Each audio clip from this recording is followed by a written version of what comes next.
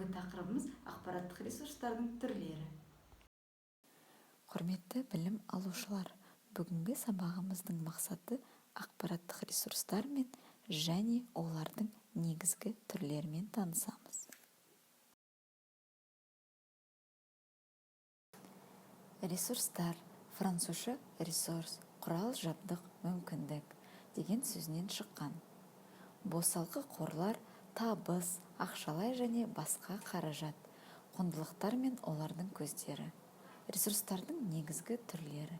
Олар: ақпараттық ресурстар, әлеуметтік мәні бар және қоғамдық іс-тәжірибеде пайдаланатын ақпараттық материалдың, сондай-ақ ғылыми-техникалық ақпараттың жиынтығы. Банк ресурстары, банктердің меншікті және сырттан тартылған қаражатының жиынтығы. Оның банктер несиелендіру және актив операцияларын жүргізу үшін пайдаланады. Бюджет ресурстары, барлық деңгейдегі бюджеттерге кіріс ретінде түсетін ақшалай қаражат. Еңбек ресурстары, халықтың еңбекке жарамды бөлігі. Қаржы ресурстары, мемлекеттің, кәсіпорынның, ұйымның қарамағындағы ақшалай қаражат қорларының жиынтығы. Материалдық ресурстар, еңбек заттары мен құралдары. Олар: машиналар, жабдықтар, шикізат, негізгі және қосалқы материалдар, жартылай фабрикаттар, отын, аяқталмаған өндіріс және өндіріс қалдықтары. Машиналар мен жабдықтарды жөндеуге арналған қосалқы бөлшектер, ыдыстар.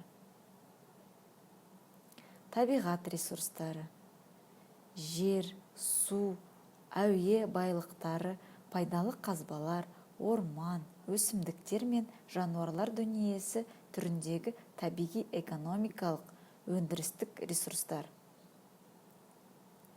Экономикалық ресурстар, фирманың, кәсіпорынның меншігіндегі және пайда алу үшін пайдаланатын негізгі құрал жабдықтың, бейматериалдық активтердің, басқа да құндылықтардың ақшалай қаражатының жиынтығы. Экспорттық ресурстар, сыртқы рыноктарда өткізуге арналған өнім, көрсетілетін қызметтер, жекелеген жұмыс түрлері, қаржы, қаражат. Энергетикалық ресурстар, отынның барлық түрлерінің қорлары. Ақпараттық ресурстар түрлері. Бірінші, электронды ақпараттық ресурстар. Екінші, бұқаралық ақпараттық ресурстар. Үшінші, мемлекеттік ақпараттық ресурстар. Және төртінші, мемлекеттік емес ақпараттық ресурстар. Ресурстарға мемлекеттік органдардың немесе ұйымдардың және мемлекеттік бюджет қаражаты есебінен құрылатын, Қазақстан Республикасының заңдарына белгіленген тәртіппен есепке алуға және қорғалуға тиіс ақпараттық ресурстар жатады. Мемлекеттік ашық ақпарат ресурстары мыналар.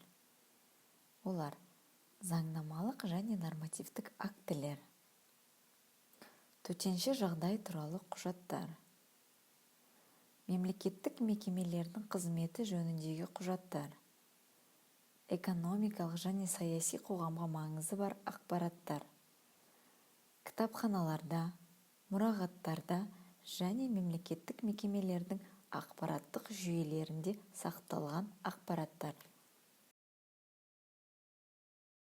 Ақпарат құралдары, арнайы техникалық құралдардың көмегімен кез келген тұлғаларға әртүрлі мәліметтерді ашық жариялауға арналған әлеуметтік мекемелер. Мемлекеттік емес ақпараттық ресурстарға жеке және заңды тұлғалардың ақпараттық ресурстары жатады. Электронды ақпараттық ресурстар бүгінгі таңда ақпараттық білім беру орталығында электрондық ресурстар орталығымен қызмет көрсетуде.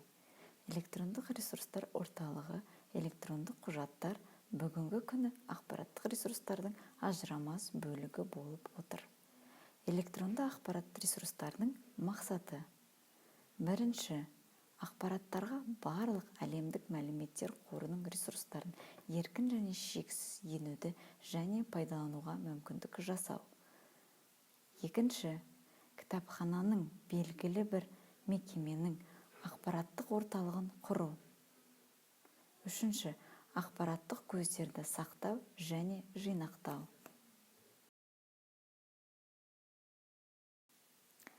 Ал құрметті студенттер, бүгінгі сабағымыз түсінікті болды деген ойдамын.